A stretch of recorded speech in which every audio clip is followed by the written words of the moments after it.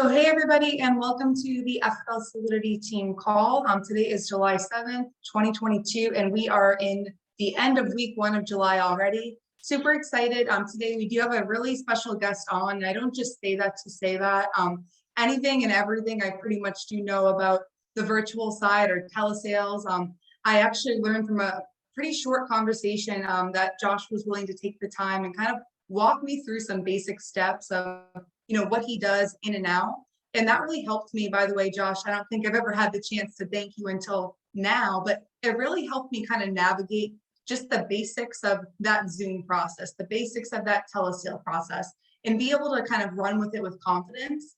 And before we kind of go ahead and introduce Josh here, just to kind of talk a little bit about his accomplishments here within just Family First Life, never mind the industry. His team's helping over 750 families per month. And his largest personal production month is right around 56 families. So if you're thinking, am I on the right call? You're definitely on the right call. So lean in, take notes. This is one I would definitely, not miss if I were you. So without further ado, Josh, how are you doing today? I'm good. Thank you so much for having me on here. Anytime I get to pour into anybody and everybody, it's always a good day for me, just because what it means here to be at Family First Life is we're all helping each other. So obviously, if I asked you to jump on a call, you would definitely be there in a heartbeat. So obviously I have no problem helping anybody at any time, regardless of what team we're on, because at the end of the day, we're all here at Family First Life. But that's awesome to hear that too, because our conversation was short, but it was simple and it was sweet, and it's really that simple when it comes to really navigating your business, from going from face to face to doing it through telesales, which we'll have plenty of time to go into more detail on that. But that's awesome. Thanks for those kind words. Absolutely. And like you said, I love how you opened up with that. We really are all one big team, and we don't just say that. You hear it each and every week when we have different people on this call. So thank you, Josh, for being a part of that one big team. And before we kind of hit the call off, if you don't mind, just a short introduction of kind of who you are, where you're from, what got you into the industry, and what brought you to Family First Life. Yeah, absolutely. So those of you guys don't know who I am, my name is Josh Crisp. I'm out of Cleveland, Ohio. I've actually been in the industry for 12 years. I was fortunate to get in this industry while I was in college. I actually dropped out of college because the opportunity was so good from where I started, which I started on the captive side, which similar to you, we were at the same company. I didn't really know any better. I thought it was the best thing out there. Wasn't sure that there was even anything else out there that even compared to it. But I was also really young in the industry. I didn't even have time to really think about other businesses or things that were going on. And what I realized is, as I got older and I was in the industry for quite some time, I believe I ended up being at that company for 8 years and worked my way all the way from being an agent to several levels of leadership to eventually getting to a promotion of the highest level of leadership you can at that company, which is owning an agency. And when I received that promotion, it was exciting at first until I realized how this industry really is and what more I could have on the broker side and the independent side versus being the captive side. So I actually got my promotion, and a year later, I actually shut my agency down and transitioned to Family First Life, because it really wasn't about me at that point. It was about teaching and guiding and leading people around me to be able to have the opportunity that I had that maybe they didn't have anymore there. And it was more about getting them an opportunity to make more money and having a chance to grow within a company where they were in control of their destination versus somebody else being in control of it. So fast forward, once I came to Family First Life, it was a lot different, because I came from an agency where it was all about me duplicating leaders and teaching people how to become managers and helping other people learn the business. It was really mainly recruiting, and then life insurance so happened to be a byproduct of it. However, it got to a point where you can't do that forever, right? You have to lead from the front, and people will only follow the ones that are actually going out and doing it, making it happen themselves. And I realized real fast that not very many people wanted to follow me, no matter what kind of credentials and accolades I had in my previous company. they weren't willing to really step in and follow me because it meant nothing to them. They wanted to see, what could I do here? And then I realized, well, the biggest override you have on yourself is yourself, right? So why not go out, help as many families as I possibly can, and then teach a bunch of people how to do it at the same time?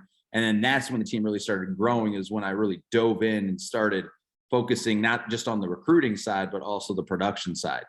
And then, here I am 12 years later, still in the business, and it's given me the opportunity to not only take care of myself, but people around me, right? And I never once thought that I'd be in the position I'm in.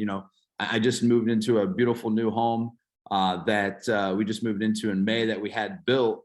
Unfortunately, at the end of January, my fiance and I were in a fire and we lost everything, right? So at the end of January, if you guys were at convention, you heard my story. Her and I got woken up by the fire department, and we were literally from seconds away from life or death. And thankfully, they rescued us and we got out. But everything we had was what we had on our back. So we had to start all over. And if it wasn't for this opportunity and what this company's been able to do for me and my family, it'd be a lot harder to really, I guess, get to the position of where I'm at now, where thankfully we were already building a house. But the fact of moving into a brand new home that you have nothing, you have to start all over and refurnish and buy all new things. It wouldn't have been possible if it wasn't for this opportunity. And the reason I shared that part is I don't talk about it too much because I don't want people feeling sorry for me or making it seem like I'm making it a big deal of something I have in my life. It's really just part of my story. It's part of the story that made me who I am today, and makes me be a little bit more grateful for the things I have versus the things I don't, because the benefit of the opportunity we have here is giving us the life that we've always dreamed of. But the reality of it is my fiance and I got to walk away from it alive, where we're getting married in August. And we have a story to tell, where some people are unfortunate and they just don't have that opportunity to actually make it out alive. So we're very blessed. Absolutely. And Josh, I just want to go ahead and pause you right there, because you just opened up with like the strongest, opening, I've heard in some time. So hitting on a lot of things, like you were in a company for 8 years that you probably put, your blood, sweat, and tears into, literally. And you were able to walk away from that because it went from it's about me to it's about all of us, not just what's in it for me, right? And that's a hard thing to do, like to walk away from something you've been invested in for 8 years and just say, hey, you know what, I'm going to go with this company. But the broker versus the captive, it made sense to you of, okay, how can I help more agents be able to help people? So you took yourself completely out of it. And that just says a lot about you being selfless, right? And I'll never forget, Josh, I don't know if you remember it, in Baltimore, it was the following day after, you guys had that event happen. And you were on stage, Josh, telling that story. And I remember I was sitting there and I was by myself sitting there. And I was like, I don't believe I had just saw you. And I was like, I don't well, how is he here? It didn't even make sense to me. But what did make sense to me was the fact that you showed up for yourself, but you also showed up for your team. You also showed up to show that, hey, like everybody that was there was on your team and had your back. Whatever you needed that day, it was done, right? Because it really is a family. And as much as, like you said, it's a horrible event and you're not on here sharing it so people feel bad for you, you're on here sharing it because you're going to go through different things in this business. And your story might not be Josh's story, which, thank God, you're both okay. However, it's, thank God you're both okay, but you're also in this amazing opportunity where it could look a lot different. You might be okay, but not financially okay, right? So whatever your story is, like he said, he's not telling that so that everyone messages in after this call and says, hey, we feel so bad for you. He's telling it because he's saying, like, look what this opportunity is able to provide, right? Like it's been amazing. So thank you for being willing to share that, Josh, because I'm sure it's not an easy thing to always share.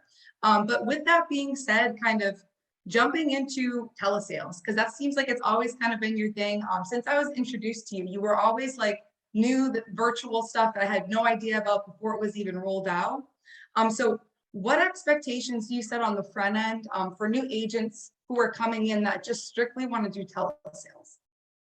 Yeah. So the expectations are everything, honestly, because a lot of times you have people wanting to do certain things for the wrong reasons, right? Because one, they may think it's easier, it's not going to take as much time, they have a lot more flexibility, which all of that is true and it can be true, but you have to start somewhere, right? So when it comes to telesales, the first expectation I always put out there is you have to either be willing to spend money or spend time. And what I mean by that is, in order to be able to get the results in telesales that you're looking for to make that income that you want, you have to be able to have enough dials in order to talk to enough people, to present to enough people, to help as many families, right?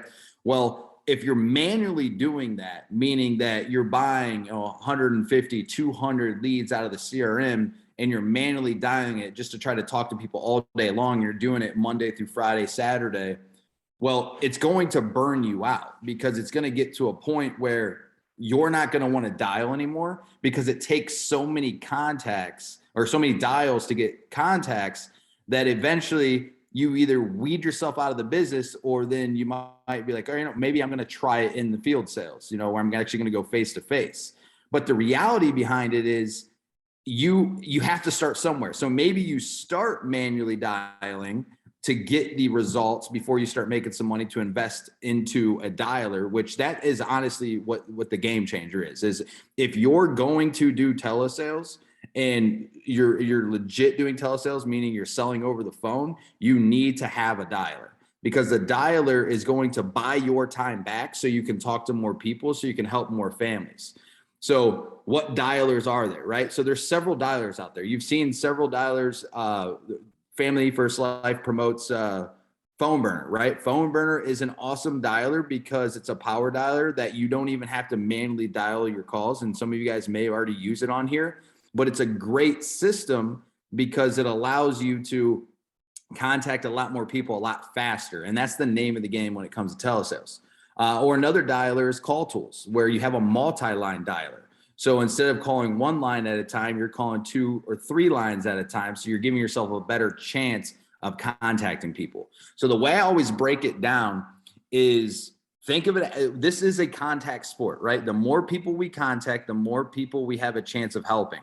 So I learned this from John Wetmore. The way that he explained it, it just set with me, and I'll never forget it, is imagine that you have 100 leads and you separate your leads into stacks of 20 or 25, and you call that stack of 20 3 times in a row, and you do it 3 or 4 times before you get to that next stack of 20. Well, in that scenario, within an hour and a half, you just contacted somebody 9 to 12 times. Where on the flip side, some people think, well, hey, I'm just going to call through my leads one by one, and then I'm going to call from 1 through 100. And then when I'm done, I'm going to go back through it. Well, now you just called one person one time in the matter of what, 4 or 5 hours. So the better chance you have of contacting somebody is the one that you contacted 9 to 12 times within an hour and a half versus one time within 4 to 5 hours.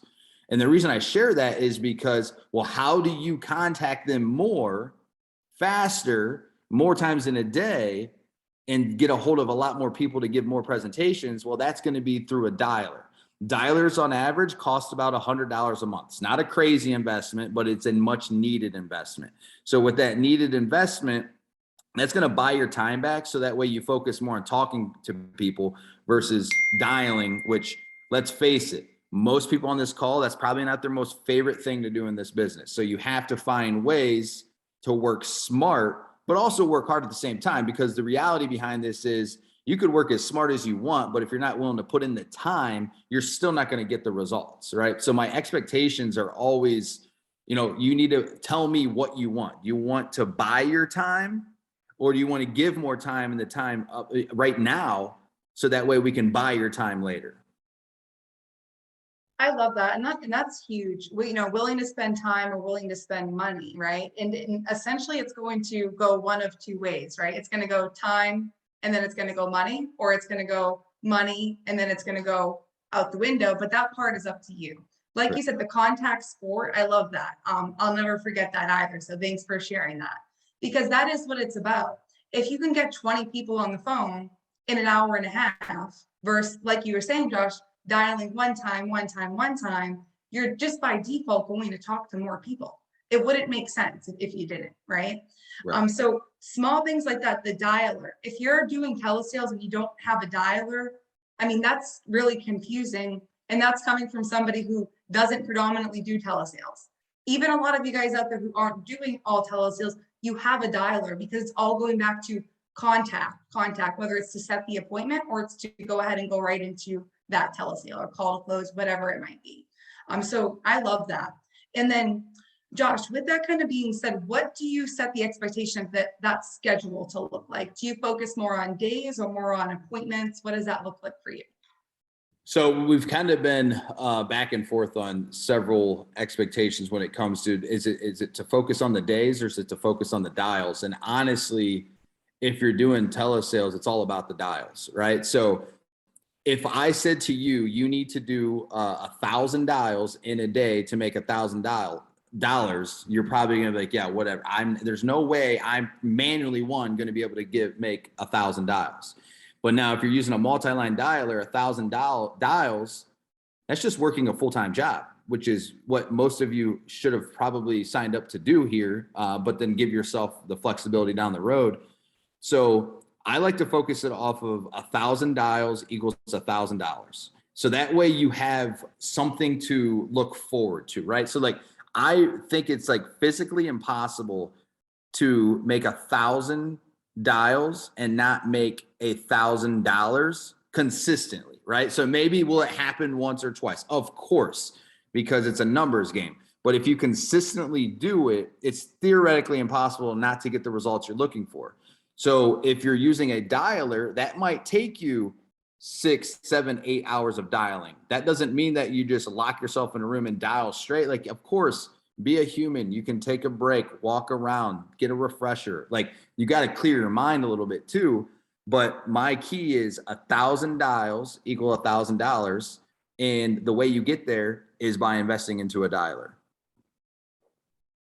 Love it. Because when we go ahead and we put that number on it, it's just like everything else. We can always track the metrics backwards. And if anything, you're going to get a better outcome. 1,000 dials, $1,000. Love it. And then kind of going into your setup. So like what you made it really simple. And again, Josh, going back to that conversation we had, it was really helpful.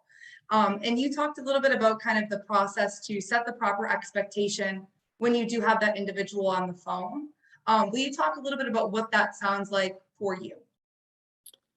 So when I'm talking to the client, you mean? Yeah. So the key here is a lead is a lead, right? So it doesn't matter really what kind of lead it is. The conversation that you have, the way that you direct that conversation is how it's going to go. So if you're going to be doing telesales, you're going to let them know up front. So what I've always found is once you get through the verification to confirm the date of birth, which is why I go to, I always confirm, hey, my name is Josh, just getting back to you in regards to online inquiry you put in for your life insurance. You put your date of birth as 9/5/45. Is that correct? Okay, excellent. I go right through it. I don't take a pause. I wait for the objection to come and then I'll handle it at that point. And the only objection that you're going to get is somebody's going to say they already took care of it. They're not interested typically, right? But to go through the expectation on the phone, what I let them know is, hey, we're doing everything virtually now, so it only takes about 10 minutes. Go ahead and grab a pen and paper. That way I can give you my information. So I'm now controlling the conversation and letting them know what's expected. And really, no matter what they say, my first thing I always say is go ahead and grab a pen and paper. Let me give you my information.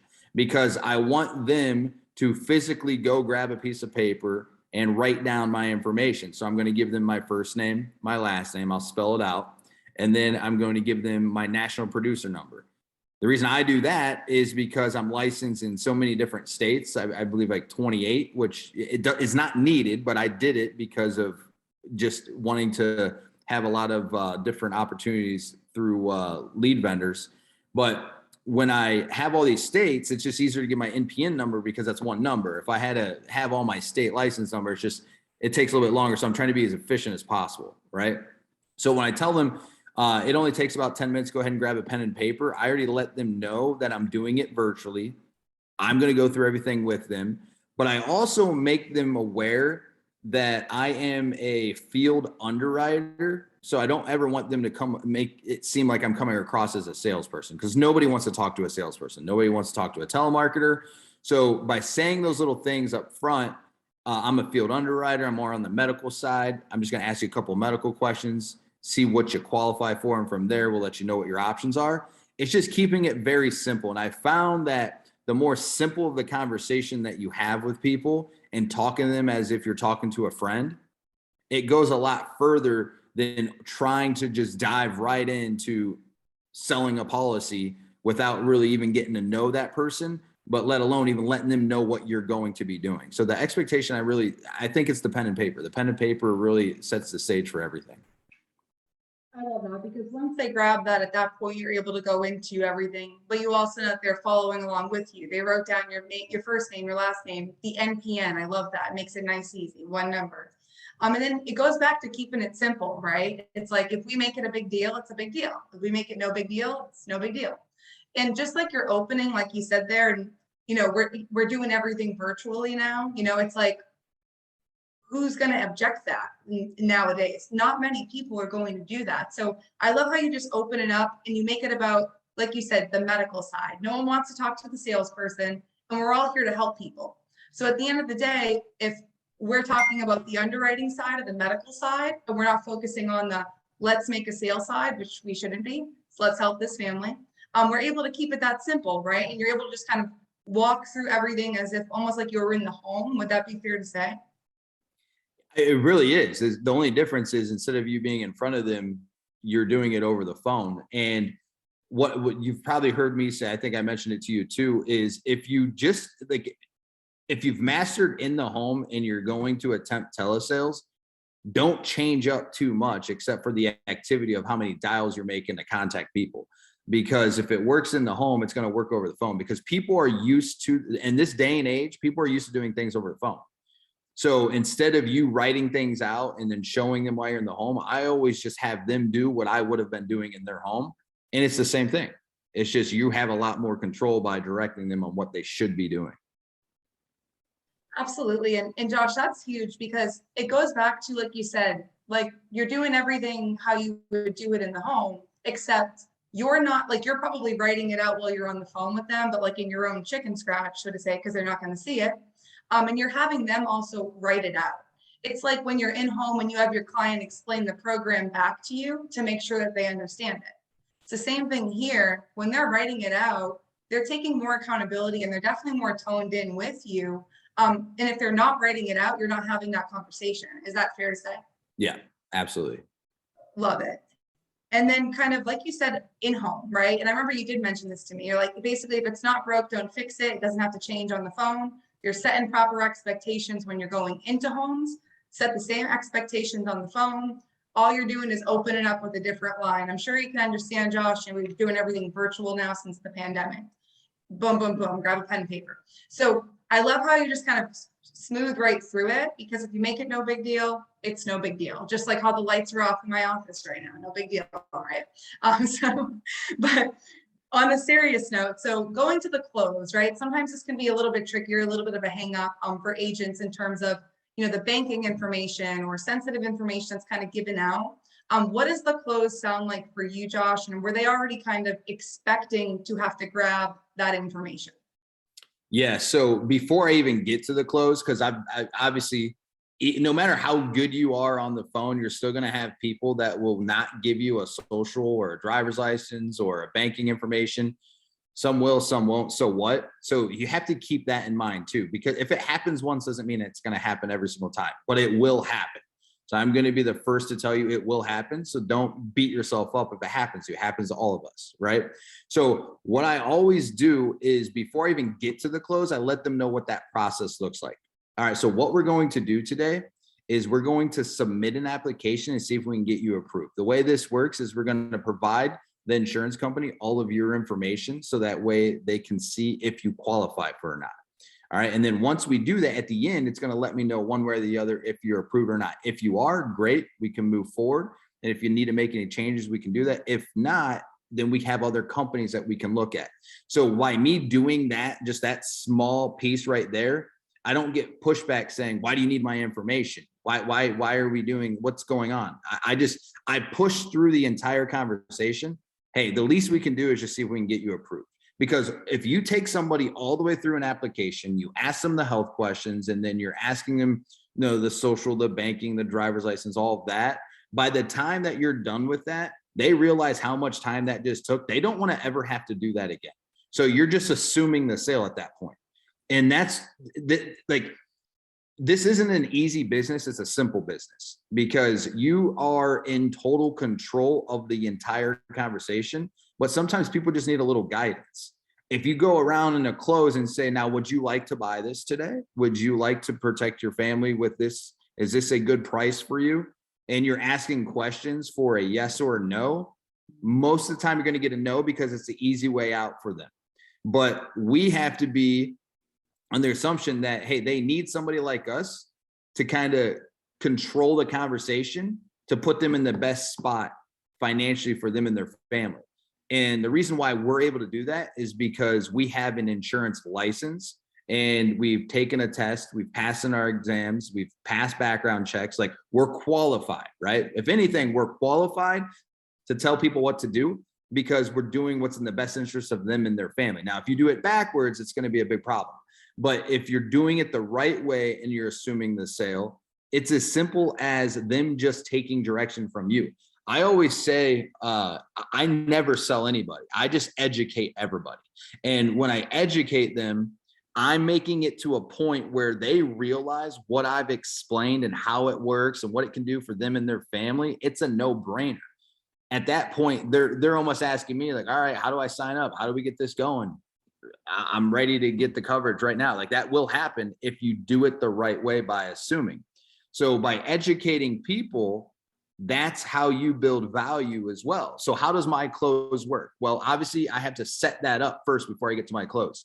So when I get to my close, I like to give 3 options, especially over the phone. I like to have them write down option 1, option 2, option 3. I've done it both ways where I've done highest to lowest or lowest to highest. My opinion, it doesn't make a difference as long as you give them 3 options, but you build the value of each option. So like option 1, if it's the highest, this is the absolute best program they have. A lot of people do this one because they don't want to ever have to worry about insurance again. The second one, this is what almost everybody does because it's the most common. It's the most affordable for what it's going to do. And the third one, this is a starter program because you want to put something in place. You just don't have anything right now. So when you get your foot in the door. Now, out of these 3 options, how much coverage do you want to leave to your family? 30,000, 20,000, or 10,000, and then shut up because the first person to talk loses.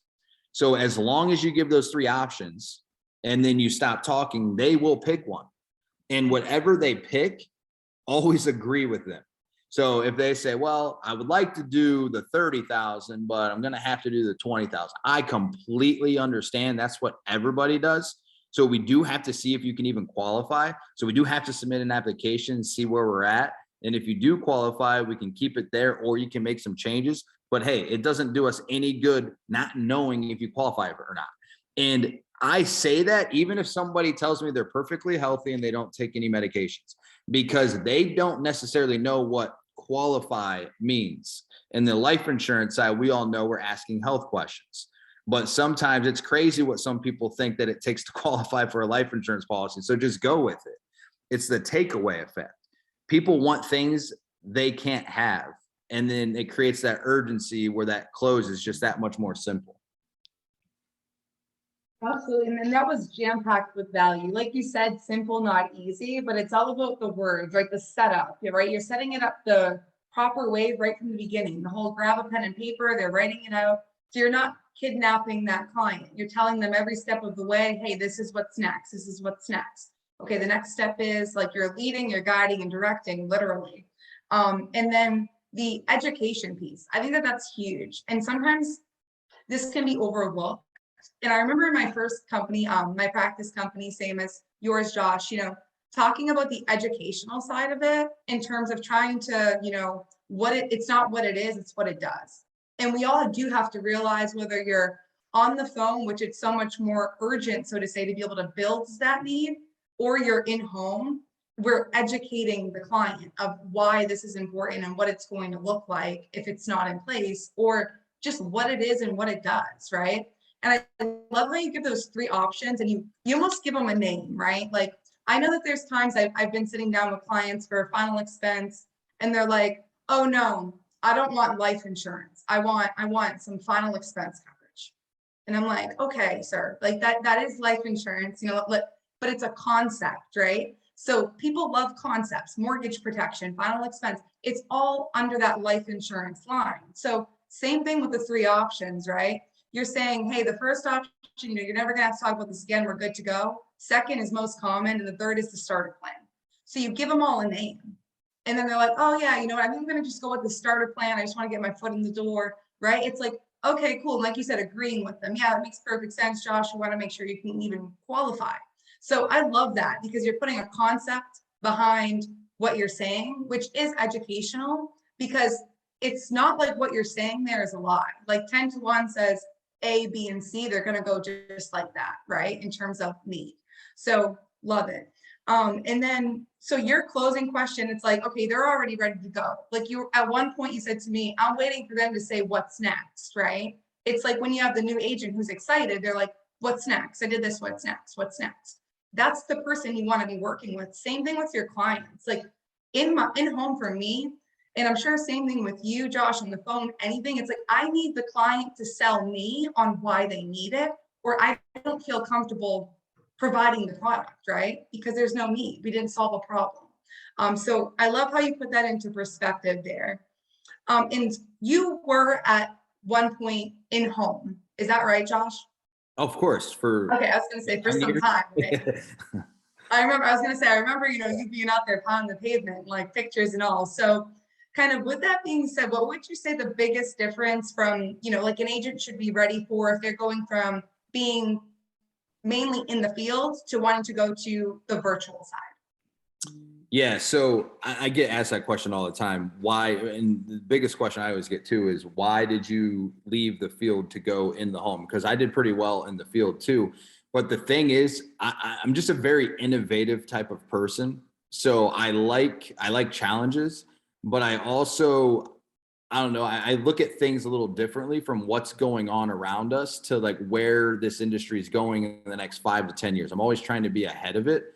And when I make that transition going from face to face to doing it over the phone, it was challenging at first because I thought it was just going to be as simple as picking up the phone and making sales. Because what's crazy is, and I promise I'll get into what you're asking, is when I would do face-to-face appointments, there was still some people that just didn't want you to come out, and then you just kind of went for a Hail Mary, and then next thing you know, you're doing an application over the phone. So like, I felt like, okay, it's really going to be really that easy.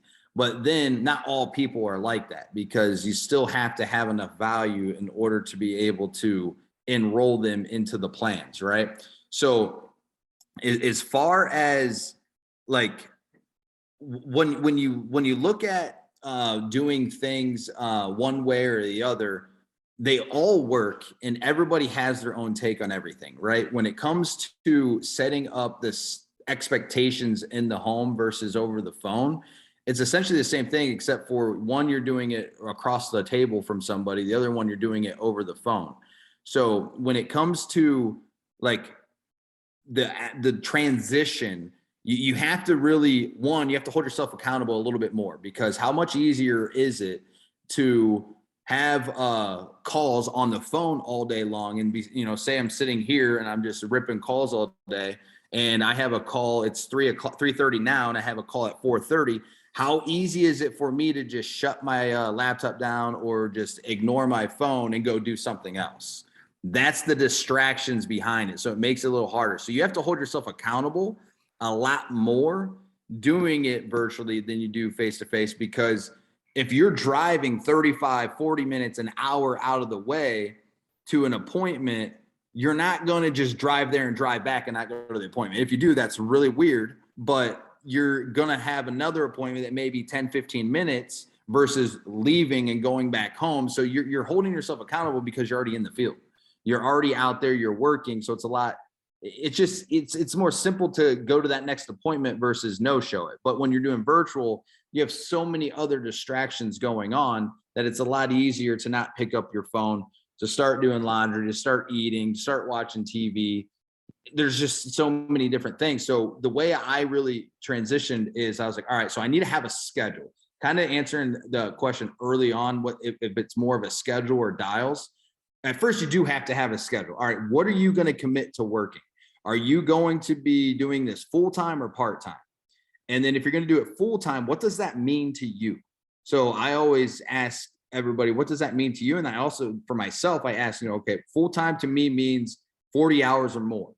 All right, so most 40-hour work weeks, people that are working a 9 to 5.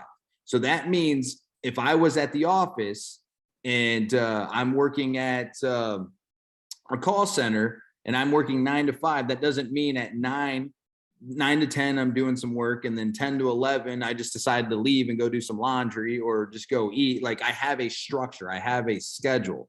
So then I realized, okay, so just because I'm home or I'm on Zoom or I'm on the phone, that's just the beauty of us having this opportunity to be able to do it that way. That doesn't mean that we don't have to work. So as long as you commit to that schedule and those times that you're supposed to be doing things, consistency is key. And I think a lot of people, they fall out of this business or they don't get the results they're looking for is because it's so much easier for them to not than to do. And that just comes down to your surroundings. If you're in an office surrounded by a bunch of other people and you're the only one there not working, that's a little awkward. People are going to be looking at you a little funny. But if you're at home and you're not working, who's going to say something to you? Nobody. So really, I think a lot of the transition comes down to you have to ask yourself what you want, what schedule you're going to work and what you're going to commit to. And you got to hold yourself accountable to it because that's what's nice. Like, do you guys do live dials, like Zoom dials? Yes, we do. So that's why on those dials, kind of like this, you have to have your camera on because if you have your camera on, it's going to hold you accountable. Can you imagine that you and I are on a live dial and I'm just sitting here staring at you all day? But I have my camera on so you can see me. But if I have my camera off, you can't tell what I'm doing. So there's no real way to hold accountable. That's why the cameras are so important to have them on because we need interaction. But I know that was a long explanation, but there's a process to this. Like you have to understand it's not as easy as just making the switch and flipping it on or flipping it off. You have to literally commit to it. I love that. I think it's really important. Like you said, the schedule, you have to be committed to the schedule because I know that when I was working, even in the field on dial days and I wasn't going to an office, now we're like fast forwarding way back to my beginning of Family First Life. However, it's like my favorite hobby was not dialing on Mondays and Thursdays. It was finding distractions throughout my household as to why I couldn't dial. Right. And that never didn't help me long term. Like, obviously, that wasn't the goal. The goal was to be dialing. So it's the same thing, right? Those distractions. And like you said, like being able to know yourself well enough, like, can you pull yourself back from that distraction? Do you put yourself in a different environment?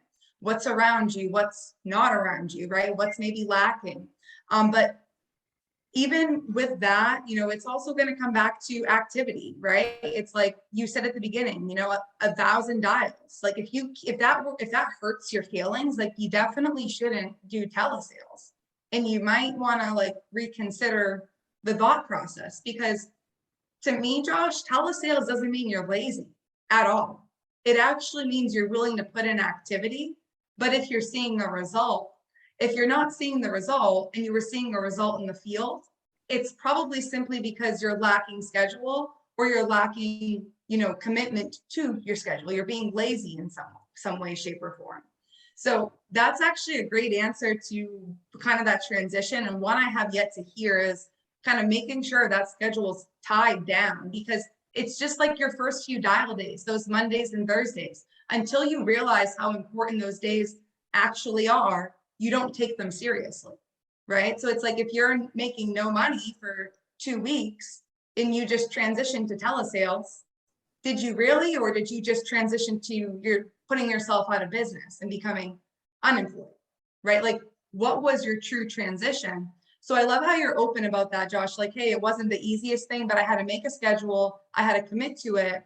And that's what it had to look like. Because like you said, it's a lot easier to just be like, oh, I'll call my 3 o'clock, 30 minutes late. I'm just going to run and grab myself a sandwich. It's like, no, if you were in the car, you'd be in the 3 o'clock.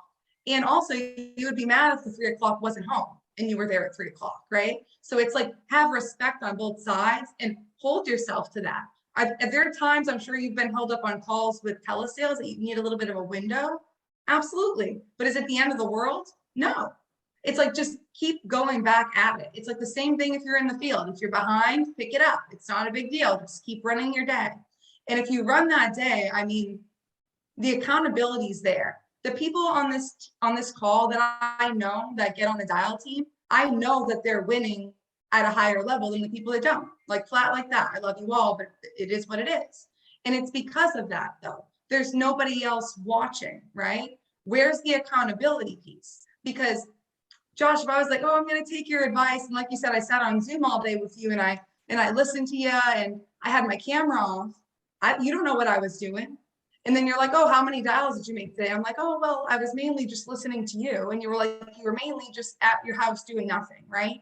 So it's about, what is the money-making activity? And a lot of it is just getting out there and doing it, right? Like you said, Josh, you weren't necessarily comfortable with the whole telesale aspect, but you said, what is this going to look like in 2, 3, 5, 10 years? And how can I be equipped for it, right? So I love that. And then just before we kind of close out, I mean, is there anything else that you feel like would be important to share with anybody on the call who is doing telesales or thinking about transitioning? Yeah. Another thing I would add too is, because I just talked about full-time, right? Well, there are a lot of part-time people that work here as well, but you have to ask yourself, what does part-time mean as well, right? So that you have to, on the flip side, if you're not full-time, what does part-time mean? And that's the hardest thing I think we have to figure out amongst all of us, if we're full-time or part-time, is part-time doesn't mean whenever. Part-time still is a specific time, right? So like, you don't, like, I always compare everything I do here as if it were to be a normal job. But the best part about it is we get paid a lot more than somebody who has a normal job. And when you're part-time or full-time, you have hours that you're committed to. So if part-time means you can just only do the weekends, well, is that every weekend you're committing to, or you just think that you're going to do it when you feel like doing it? Because if that's the case, you probably should just not get started in the first place, because this business, whether it's full-time or part-time, it still has to be consistent. But if you need to change days up and times, that's fine, but you're the one that has to hold yourself accountable. So part-time, I think, is where a lot of people find themselves getting out of the business, is because that's the easy answer. If I ask somebody, I say, so are you full-time or part-time? Part-time. Well, when they say part-time, they're assuming that I'm just gonna be like, oh, okay, so you just want to work whenever you want.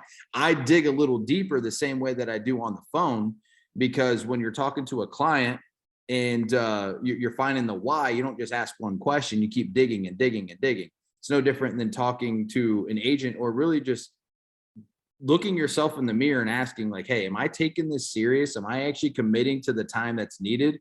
Or am I just pretending to work? And regardless of whatever you choose to do, it's completely up to you. But just know that you're not going to get the results that you want if you're not willing to put in the time, regardless of whatever you do in life. And it comes down to the schedule can't be interfered with no matter what happens. But the beauty of this job, or this opportunity, because it's not a job, right? This is a career opportunity that gives us the flexibility to work really, really hard, to have whatever we want, to have the flexibility down the road to do whatever we want. So when you have that flexibility, then now you start looking at this differently. It's not about what you're doing. It's about, what is everybody else around you doing? How many people can you help make successful? How many people can you teach how to do what you're already doing? And then when you look at it differently, it's fun. It's not work. In my opinion, I have fun doing it. Now, are there good days, bad days, and ugly days and indifferent days? Every single day. The best advice I could give you guys is you're going to want to quit this business over and over and over again. But as long as you don't tell anybody, it's never going to matter. Because I've had days where I've wanted to drive my car off the cliff. And I've had days where I wanted to throw in the towel. And I've had days where I was just ready to just say, screw it, I'm going to go work a normal job. And then I have to slap myself around a little bit and come back to reality and be like, all right, it's not that bad. Like there's people out there that are getting paid $7, $8, $9, $10 an hour, and they're slaving away, working every single day, every single holiday just to pay their bills. Absolutely. And I mean, that's huge. And it really all goes back to exactly what you started with is consistency wins, like period, end of story. Whatever you do in this business, it has to be consistent or it won't be sustainable. And when it does become sustainable, because it will, guys, it will. Like Josh said, there's been times that I quit. There's been times Josh quit. There's been times that a lot of people on this call have quit. We didn't actually quit. We were just fed up with the day. And it's like, figure it out. Think about what else would you be doing if you weren't here. And if you do like that option, go do it. But if you don't like that option, put your head down and realize that in a couple of years of grinding it out hard, not only are you going to help yourself and your family, but you're going to be able to pay it forward.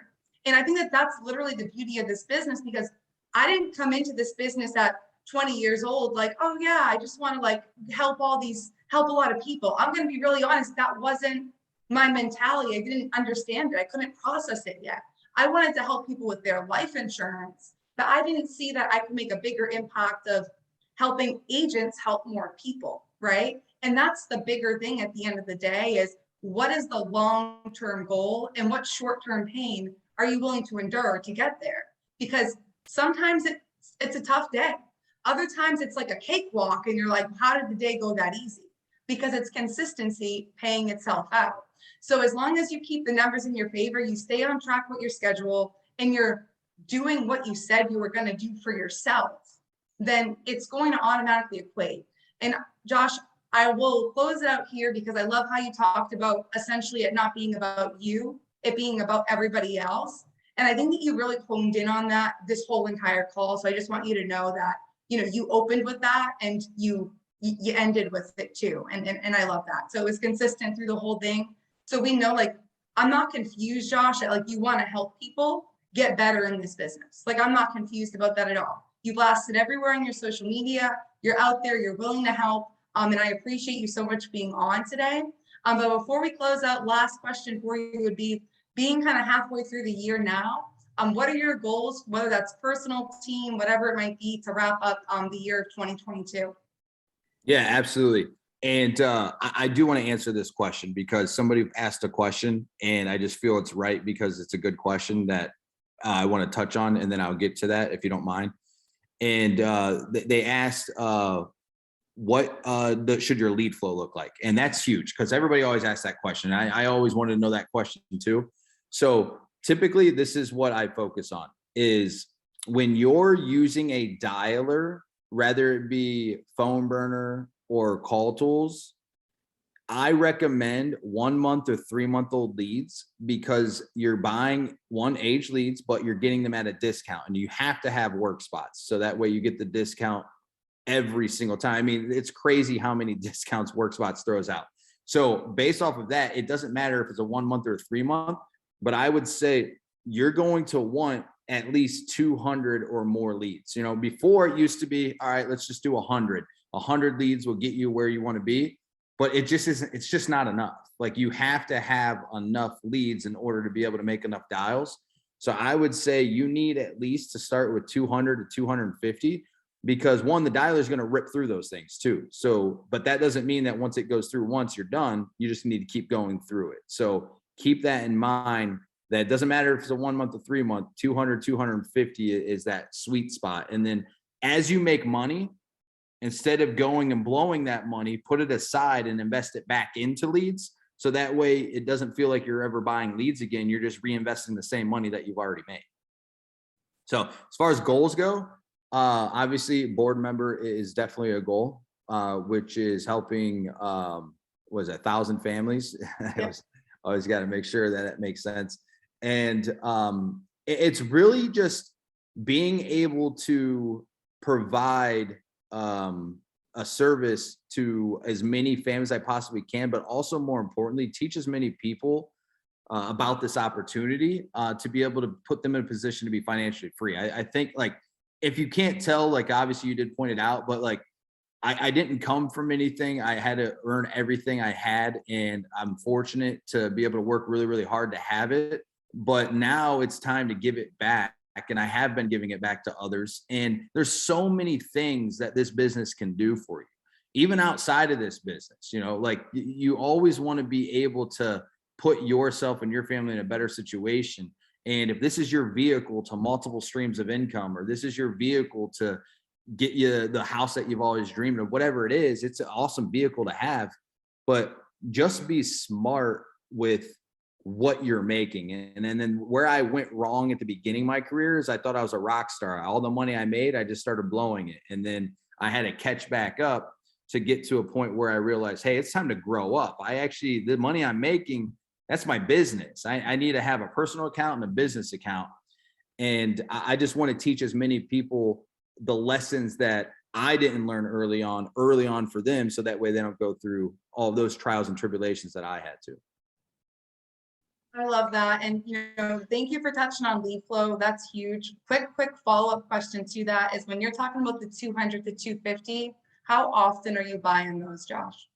So that's where it comes down to it consistently, right? So if you have 200 leads and you know that you need 1,000 dials to get to $1,000, one, what are your goals? How much are you trying to make? Because again, this is all coming down to you. Has nothing to do with me, has nothing to do with anybody else besides you, right? So you have to find out, what is it, one, that you want?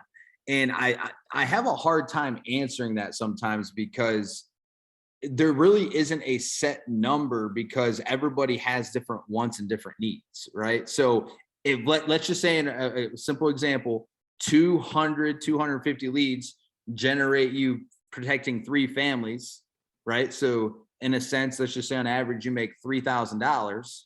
Well, is that enough for you? If that's not enough for you, then you want more, buy another 200 leads.